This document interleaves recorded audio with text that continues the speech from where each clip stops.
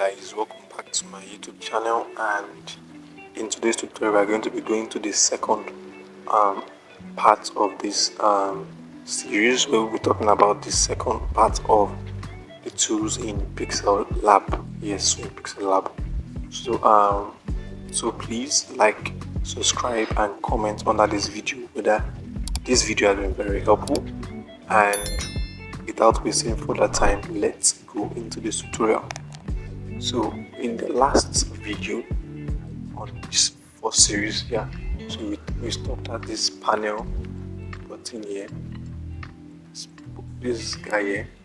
So if you click on it, you can call this a panel or someone like a tree, So here you will find all your elements, all the elements that you'll be using. What are the elements? You have your text, your shape, your color, whatever elements. So those are elements. So here we have a text here. And under this text we have close to 4 options. So we're going to take these 4 options step by step. So under this first one, which looks like a lock, it's kind of a lock option where you can lock the element and you can't move the element. So look at this, I've locked it, so I can't move it at all. So if I click on unlock and I click on this, I can be able to move it around freely. Once I click on this, it won't move. So that's what that. So let's go to the other option by the right, which is this one here. This one has a whole other options, close to 8 options. So the first one, which we already talked about, is the edit. So if I want to edit this text, I can just click on this and type in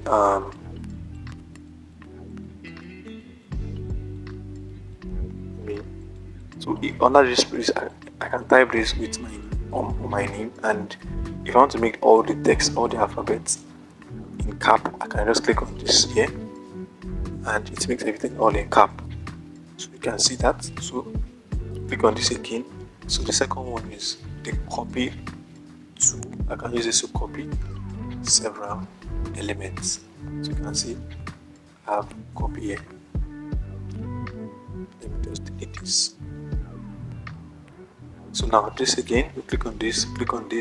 So this third option here, this is to increase the size of the text. Now go again. This option here, the fourth one, is to rotate. So you can see it rotates it to whatever angle you want it to be. We have 90, 180 degrees, or we have minus 180 degrees. So whichever one. So once I've done this, maybe I feel okay, this is not okay, I can just click on this. Here.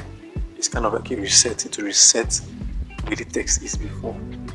So I can just click on this, so it resets back. So click on this check, and that's that for that. So let's move on.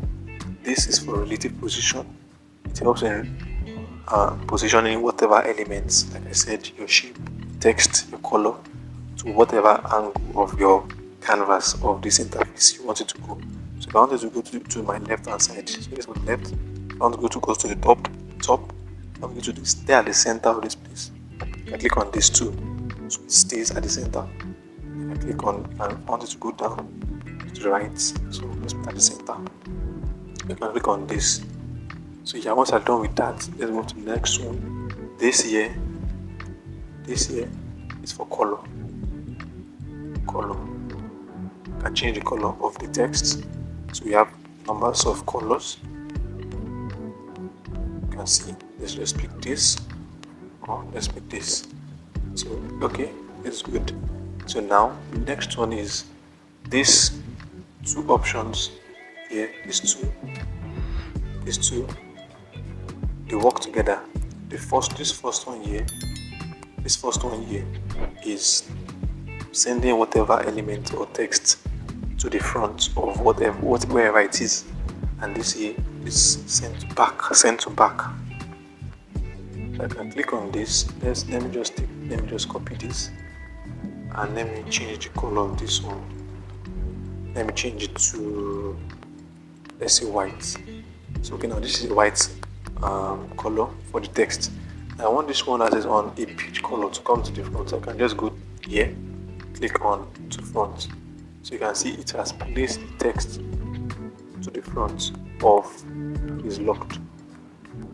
Let's place the text to the front of this here white text. So there you have it. So that's that. Now so also the back to back, so we send it to the back. So now since we're talking about the other elements, now we have, let's talk about this one here, this guy here. This is for projects. So you know, in the last video where we talked about this save icon here on top, where we say save as project. So maybe you save your project with any title, with any name, you can go here and you can search for what name you used. So you can see these are the files that I've used in creating my own designs. You can see the names I've used in saving them. So that's that. So let's go to this. This is for, as we know, it's for text.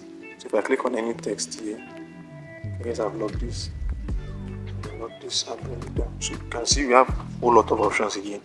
You can see the first one, which we've talked about, the edit. We talked about the delete. If you want to delete the copy, then to front to back, then this is positioning. If you want to move your text or element in bits, so you can move it bit by bit. Now we talked about relative position, we talked about size. Now for padding, you can see there's a kind of cut here. I see there's a kind of cut here, these two angles. Now that's where padding comes in. Padding will try to give it space. So let's try it. So you can see it's giving it space. Let's adjust this and let's do this. So you can see. So let's reduce the size. So you can see it. There you have it. So padding will help in increasing the space that has been cut out, like the text is, and you can use this padding for the text. So we talked about the color. We talked about, let's talk about texture. You want to add like an image or a background picture or a picture inside your text. That's the work of a texture. So let's try this and this. So you can see it inserts. So next we have the opacity. So let me change this to white. So you can see it. Opacity to reduce the brightness of that text or whatever element. Now we talked about rotate. For the font, in your PixelLab you will find default fonts on your PixelLab, so you can pick any font that is suitable for you. But if you can't find anyone that's suitable for you, I will be creating a video on how to download fonts and put it in your PixelLab. So if you go to my fonts, you can see these are the font I downloaded online, and you can see them on my PixelLab here. You can see them here. So here you have it. Let's reduce this.